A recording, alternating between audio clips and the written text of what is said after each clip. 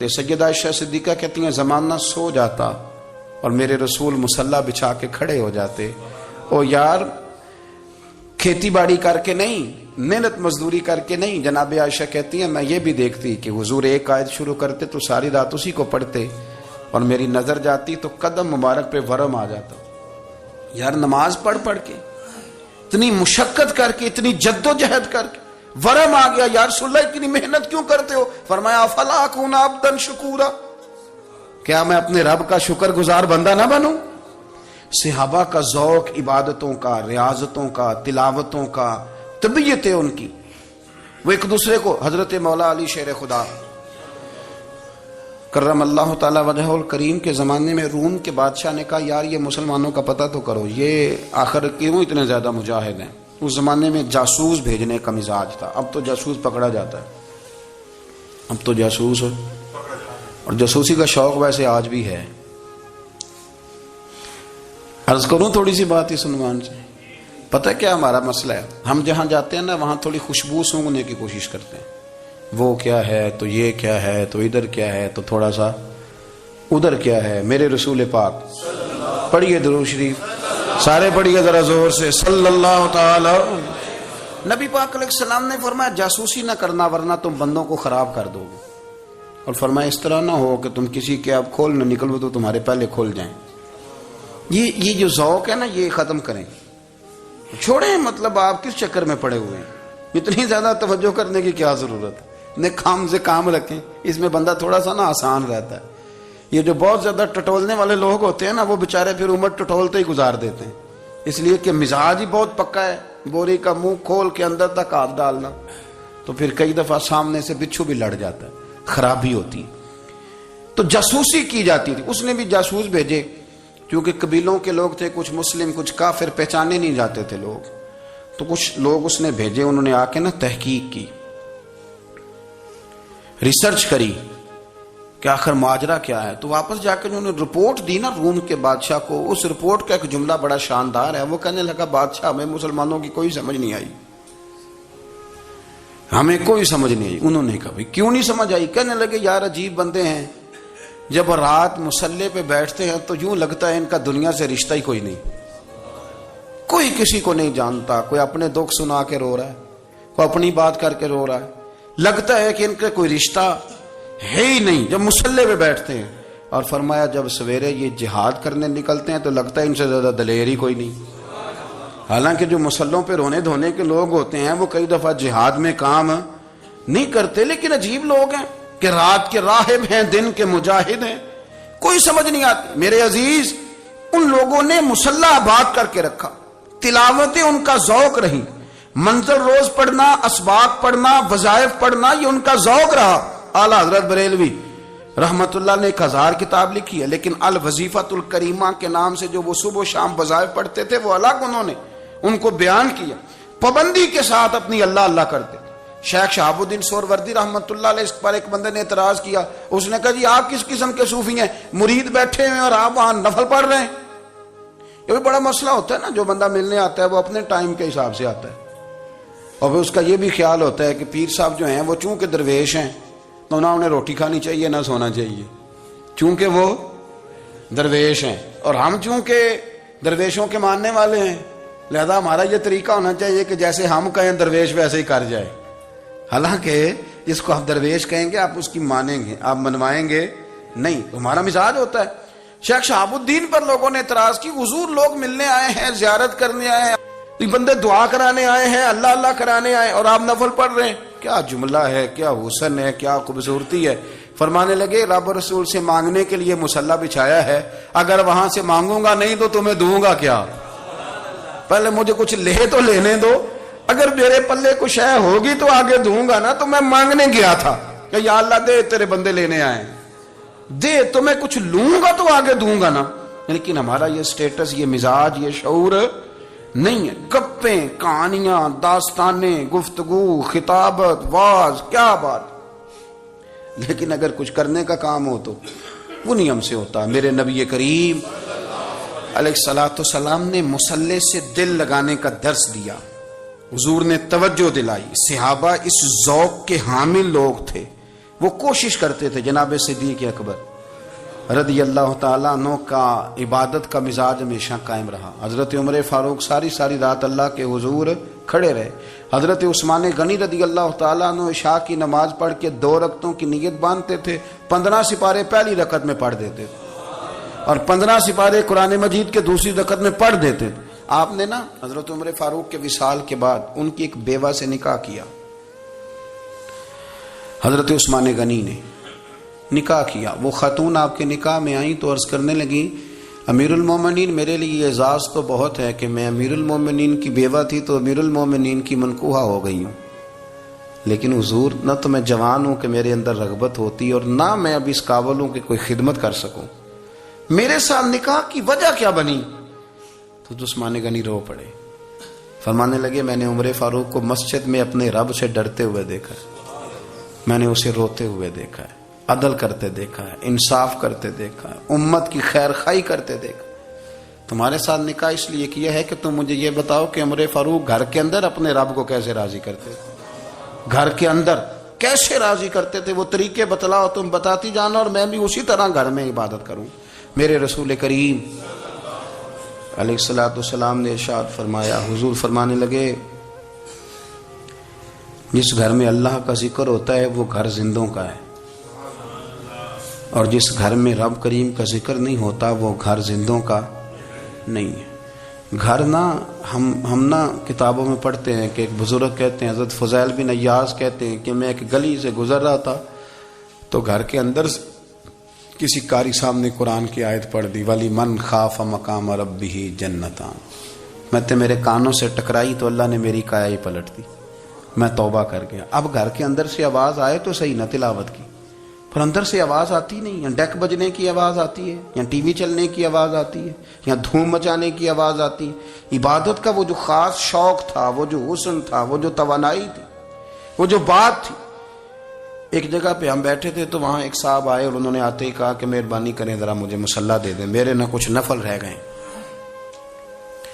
تو میں نے وضو کر لیا تو کوئی مصلی مل جائے, مصلی انہیں دے دیا گیا, وہ مصلی لے کے چلے گئے. تو پیچھے ایک صاحب نے تبصرہ کیا, کہنے کتنا ریاکار بندہ ہے, لوگوں کو دکھا رہا ہے کہ میں نفل پڑھتا ہوں, ہے کو بات کرنے والی. میں نے اسے کہا, میں نے کہا تو مہربانی کرنا اس طرح کی ریاکاری تو بھی کر, پکڑ مصلی اور جا تو بھی تھوڑی ریاکاری کر کے آ, اٹھ ذرا شکر کر, کوئی یہ ریاکار بھی ملا ہے, کوئی نفل پڑھ کے ریاکاری کر رہا ہے. اللہ کا میں کہتا ہوں کو پڑھے تو صحیح نہ, یار یہ کوئی دور ہے نفل پڑھنے کا, اس میں تو لوگوں کا مزاج ہی نہیں, طبیعت ہی نہیں. میں نے کہا چل مہربانی کر یہ لے مصلی اور تو بھی جا تھوڑی سی, یا کر یا ریاکاری کرو تو صحیح نا, مزاج ہی نہیں, ذوق. جمعے کی نماز پڑھ کے یوں دنیا بھاگتی ہے, او ہو پتہ نہیں کون سی پیچھے آگ تھی جو بجھائی جائے گی. اور آج تک لوگ مسئلہ پوچھ رہے ہیں کہ جمعے کی بعد والی سنتیں کتنی ہوتی ہیں.